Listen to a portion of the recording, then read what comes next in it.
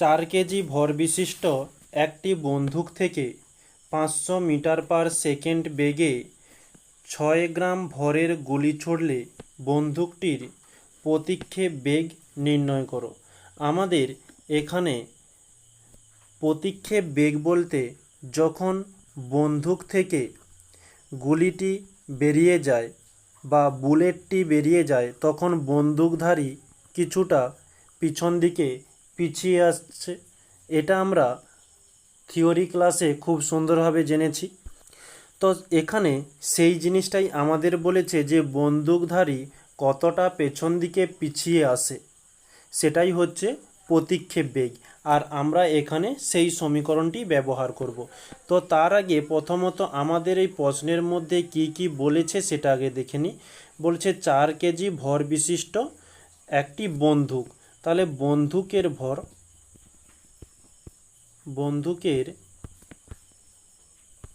ভর হয়ে থাকে 4 কেজি।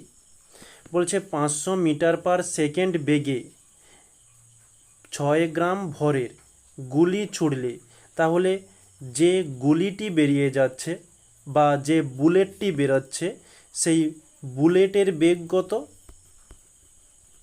বুলেটের বেগ সমান হয়ে থাকে 500 মিটার পার সেকেন্ড। এখানে আমি বুলেট লিখেছি, প্রশ্নে গুলি লেখা আছে, তোমরা গুলিও লিখতে পারো, কোনো অসুবিধা নেই।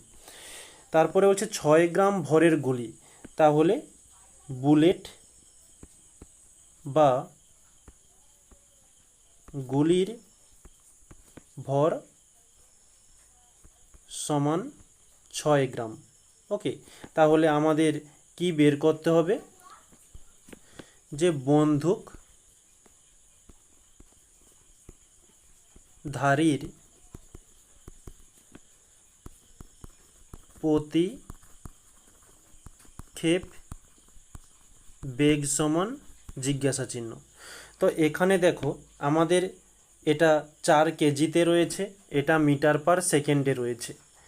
তাহলে এই দুটো কিন্তু এসআইতে রয়েছে, কিন্তু গ্রাম কেজিতে রয়েছে। তাই এই গ্রামকে আমরা সিজিএস এই গ্রামটা এটা হচ্ছে সিজিএস এককে রয়েছে। তাহলে এই সিজিএস একক থেকে আমরা এসআইতে নিয়ে যাব।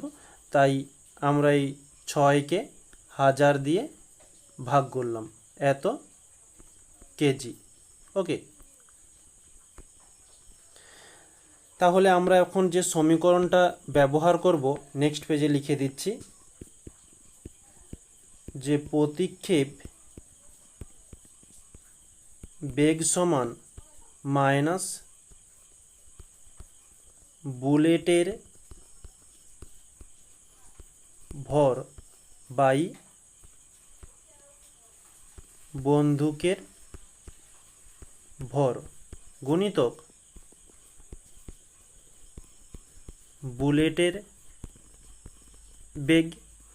এই সমীকরণটা ভর সংরক্ষণ বা ভরবেগ সংরক্ষণ সূত্র থেকেই নেওয়া হয়েছে, বা তোমরা ভরবেগ সংরক্ষণ সূত্রতে এই মানগুলো বসিয়ে ওখান থেকে তোমরা ক্যালকুলেশনটি করতে পারো, কোনো সমস্যা নেই। তো এখানে মাইনাসকে মাইনাস থাকলো, বুলেটের ভর কত বেরিয়েছিল? 6, যাকে আমরা কেজিতে কনভার্ট করেছিলাম 6/1000, এবং বন্দুকের ভর ছিল 4 কেজি ইন্টু বুলেটের বেগ ছিল কত? 500। ওকে, একবার দেখে নিই। ওকে, 500। তাহলে এটা আমরা ক্যালকুলেশন করব। উপরের দুটো শূন্য, নিচের দুটো শূন্য কেটে গেল। 5 দিয়ে দিলে 5 2 10, 2 দিয়ে দিলে 2 3 6। তাহলে আমরা পাচ্ছি -3/4। তো -3কে 4 দিয়ে ভাগ করলে আমরা পেয়ে যাব 0.75 এত মিটার পার সেকেন্ড। তো এখানে মাইনাস কথাটি এসেছে কেন?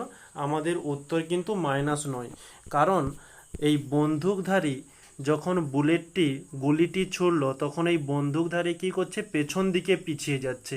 তাই এই পেছন দিকে পেছানোর জন্য এটি মাইনাস চিহ্নতে অ্যান্সার এসেছে।